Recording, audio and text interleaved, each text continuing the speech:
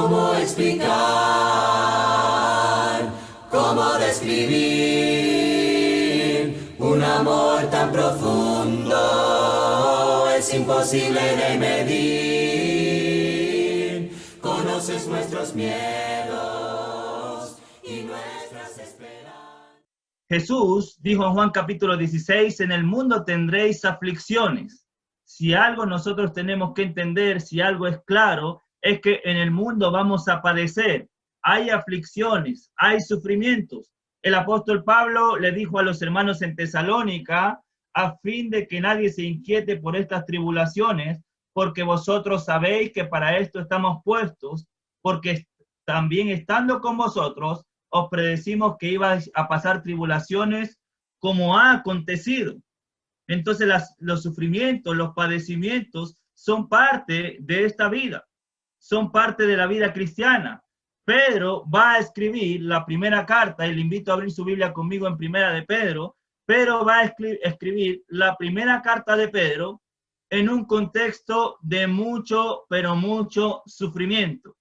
Hay mucho padecimiento, hay mucho dolor, hay muchas tribulaciones, hay mucho sufrimiento en la vida a los que Pedro le va a escribir en la primera carta. Si nosotros vemos el capítulo 1, versículo 6, en lo cual vosotros os alegráis, aunque ahora por un poco de tiempo, si es necesario, tengáis que ser afligidos en diversas pruebas.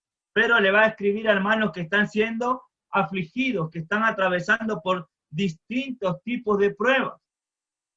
En el capítulo 2, versículo 19, Pedro va a decir, porque esto merece aprobación, si alguno, a causa de la conciencia delante de Dios, sufre molestias padeciendo injustamente. Versículo 20, pues qué gloria es si pecando soy abofeteado y lo sufrís, mas si haciendo lo bueno sufrís. Podríamos hacer un repaso de toda la carta, pero no tenemos el tiempo. Pero si hay algo que podemos ver en todos los capítulos, es que Pedro va a repetir la palabra padecimientos, sufrimientos y tribulaciones por más de 17 veces. Pedro va a hablarnos por más de 17 veces, va a mencionar la palabra padecimientos, sufrimientos, aflicciones por más de 17 veces. Mira el capítulo 3, versículo 13. ¿Y quién es aquel que podrá hacer daño si vosotros seguís el bien? Versículo 14. Mas también si alguna cosa padecéis. Versículo 17. Porque es mejor que padezcáis. Versículo 18. Porque Cristo también padeció. Capítulo 4 también lo va a repetir varias veces. Solamente veamos el versículo 13. Sino gozaos por cuanto sois participantes de los padecimientos. Versículo 15. Así que ninguno de vosotros padezca. Versículo 16. Pero si alguno padece. Versículo 19. De modo que los que padecen, según la voluntad de Dios, encomienden las almas al fiel Creador. Capítulo 5, versículo 1, padecimientos. Versículo 9, padecimientos. Versículo 10, sufrimiento y padecimiento. Entonces, todo el contexto y toda la carta se va a desenvolver en muchos, pero muchos padecimientos y sufrimientos. A los hermanos a los que Pedro le escribe en el capítulo 1, versículo 1, vamos a poder entender un poco más el sufrimiento de estos hermanos. Mira el capítulo 1, versículo 1. Pedro, apóstol de Jesucristo, ¿a quiénes se lo escribe? A los expatriados de la dispersión en el Ponto de Galacia, Capadocia, Asia y Bitinia. Los hermanos, los receptores, los destinatarios de la carta, son hermanos que por alguna razón han sido expatriados. Eso quiere decir que han tenido que dejar sus casas, sus tierras, han tenido que partir y comenzar prácticamente su vida de cero. Son hermanos que están sufriendo. Son hermanos que han tenido que abandonar sus tierras, sus casas, sus vidas. Eso representa mucho dolor, eso representa mucho sufrimiento. Eso lleva consigo mucho, pero mucho sacrificio. La palabra expatriado no solamente tiene que ver en el sentido literal, en el hecho de que ellos han sido expatriados y han tenido que dejar sus casas y sus tierras, sino que también tiene que ver una connotación con la relación que tienen con el mundo. El mundo los ha desechado, el mundo los ha expatriado, el mundo los ha dejado, el mundo los ha expulsado, el mundo los ha abandonado.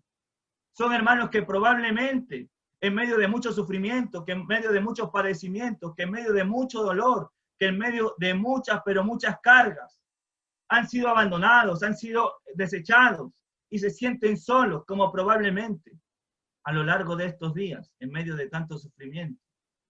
Usted y yo nos hemos sentido muchas veces en esta misma condición. Pero si hay algo que Pedro quiere decir y que es importante que ustedes sepan en esta noche. A propósito, el capítulo 1, versículo 1 empieza diciendo, Pablo, apóstol de Jesucristo. El mensaje que Pedro va a dar es un mensaje enviado por Dios. Él es un enviado de Dios a dar este mensaje. Son expatriados, el mundo los ha desechado, así como desechan a Jesús en el capítulo 2, versículo 4. Desechado ciertamente por los hombres, mas para Dios precioso y escogido. Pero mira lo que va a decir el versículo 2 del capítulo 1. El versículo 1 nos habla de expatriados, pero mira cómo comienza el versículo 2. Ellos son elegidos. Son elegidos.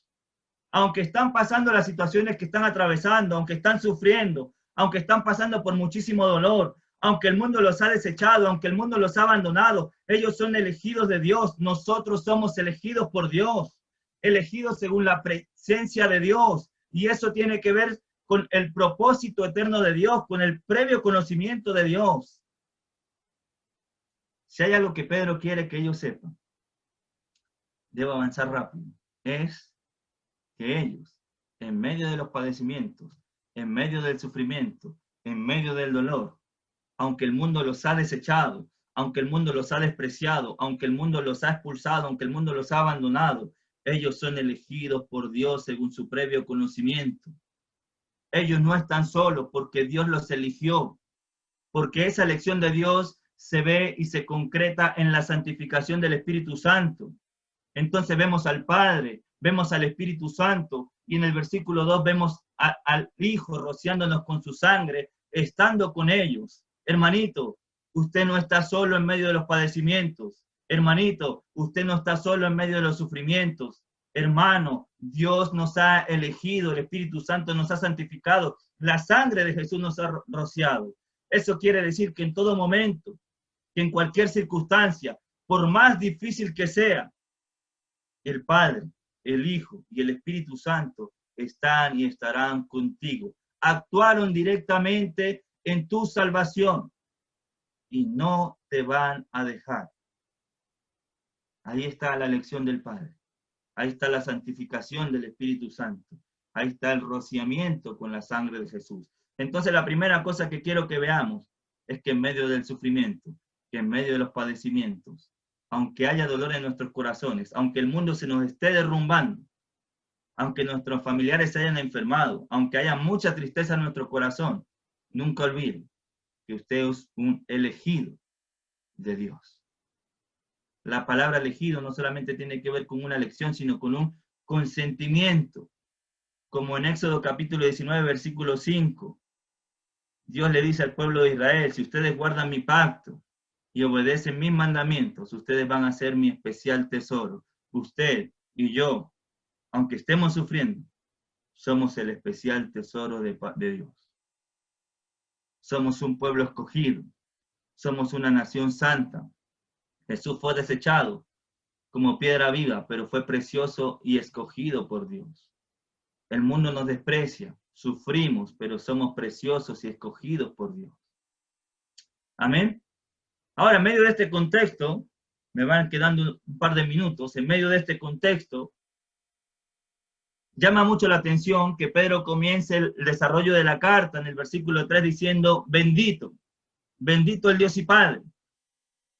Es muy interesante, pero muy interesante, llama mucho la atención el hecho de que en el versículo 6 del capítulo 1, pero en un contexto de tanto sufrimiento, en un contexto de tanto dolor, de tantas tribulaciones, Pedro hable de alegría. Mira el versículo 6, en lo cual vosotros os alegráis, aunque ahora por un poco de tiempo, si es necesario, tengáis que ser afligidos en diversas pruebas. ¿Cómo puede haber alegría en medio del sufrimiento? Versículo 8, ¿cómo termina? Aunque ahora no lo veáis, os alegráis con gozo inefable. ¿Cómo puede hablar de alegría, de gozo en medio de tanto sufrimiento? Capítulo 4, versículo 13, versículo 12 y 13. Amados, no os sorprendáis del fuego de prueba que os ha sobrevenido como si alguna cosa extraña os aconteciese, sino gozaos por cuanto sois participantes de los padecimientos de Cristo. ¿Cómo puede hablar Pedro de gozo? ¿Cómo puede hablar Pedro de alegría? ¿Cómo Pedro puede comenzar el desarrollo de su carta diciendo bendito el Dios y Padre de nuestro Señor Jesucristo? Debo decir que el mensaje que dio mi hermano Pablo Sánchez el domingo tocó mucho mi corazón y me hizo pensar mucho en esto. Y esto que voy a decir lo aprendí de él. ¿Sabe por qué hay gozo? ¿Sabe por qué hay alegría? ¿Sabe por qué bendecimos el nombre de Dios aún en los momentos más adversos y más difíciles de nuestra vida? ¿Por qué Pedro comienza el desarrollo de su carta diciendo bendito el Dios y Padre de nuestro Señor Jesucristo? Bendecimos a Dios por dos cosas. Por lo que Él es. Y eso va más allá de cualquier circunstancia que estemos atravesando. Él es nuestro Dios. Él es nuestro Padre. Y Él es el Padre de nuestro Señor y nuestro Salvador Jesucristo. Por eso el cristiano, aquel que ha sido elegido, aquel que ha sido santificado, aquel que ha sido rociado por la sangre de Cristo, aún en los momentos de más adversidad, bendice el nombre de nuestro Dios, porque Él es nuestro Dios, porque Él es nuestro Padre y porque Él es el Padre de nuestro Señor y Salvador Jesucristo. Entonces, bendecimos el nombre de Dios por lo que Él es. Segunda cosa, lo decía mi hermano Pablo Sánchez el domingo, bendecimos el nombre de Dios por lo que Él ha hecho. ¿Qué es lo que Él ha hecho? Nos ha elegido, nos ha santificado y la sangre de Jesús nos ha rociado. Son motivos suficientes por los cuales nosotros debemos bendecir el nombre de Dios. En el capítulo 1, versículo 18, mira lo que Dios ha hecho. Sabiendo que fuiste rescatado de vuestra vana manera de vivir, no con cosas corruptibles como oro ni plata, sino con la sangre preciosa del Cordero, sin mancha y sin contaminación. Lo que Dios ha hecho, Dios te ha rescatado, Dios te ha salvado, Dios te ha elegido, Dios te ha santificado, la sangre de su Hijo te ha rociado. ¿Cómo no bendecir el nombre de nuestro Dios? Ahora, eso fue el domingo pasado, pero no solo por lo que ha hecho, sino por lo que hace. Versículo 3 nos ha dado, nos da una esperanza viva. Por su misericordia hemos renacido. Versículo 5, ¿qué hace? Que sois guardados por el poder de Dios, nos guarda por medio de la fe. Entonces bendecimos el nombre de Dios por lo que Él ha hecho, bendecimos el nombre de Dios por lo que Él hace. Pero hay algo mucho más bonito también. Bendecimos el nombre de Dios por lo que Él hará. ¿Qué va a hacer Él? Y se me eriza la piel. Versículo 3 y versículo 4. Bendito el Dios y Padre de nuestro Señor Jesucristo, que según su gran misericordia que ha alcanzado en nuestras vidas, nos hizo renacer para una esperanza viva, y eso tiene que ver con la salvación. Mira el versículo 4, para una herencia incorruptible, incontaminada e inmarcesible, que está reservada en los cielos para vosotros. Bendecimos a Dios por lo que ha hecho, por lo que hace y también por lo que hará. Porque hay una herencia incorruptible, porque hay una herencia incontaminada, porque hay una herencia inmarcesible. Hay algo eterno y maravilloso reservado para ti, reservado para mí en los cielos. ¿Cómo no bendecir el nombre de nuestro Dios? Si Él nos ha elegido, si Él nos ha santificado, si Él nos ha rociado, si Él nos ha rescatado, si nos ha dado una esperanza viva, si nos guarda con su poder y si tiene preparado para ti y para mí algo eterno, algo maravilloso, una herencia incorruptible, inmarcesible, incontaminada. Esa herencia tiene tu nombre, tiene mi nombre. Por eso, a pesar del sufrimiento, a pesar del dolor y de las tribulaciones, hay alegría, hay motivos por los cuales gozarse. y hay motivos de sobra y suficientes por los cuales bendecir el nombre de nuestro Dios. Pase lo que pase, vivamos lo que vivamos en esta vida. Amén. Termino con esto rápidamente. El salmista 103, el salmista en el Salmo 103, ¿sabe cómo comienza el Salmo?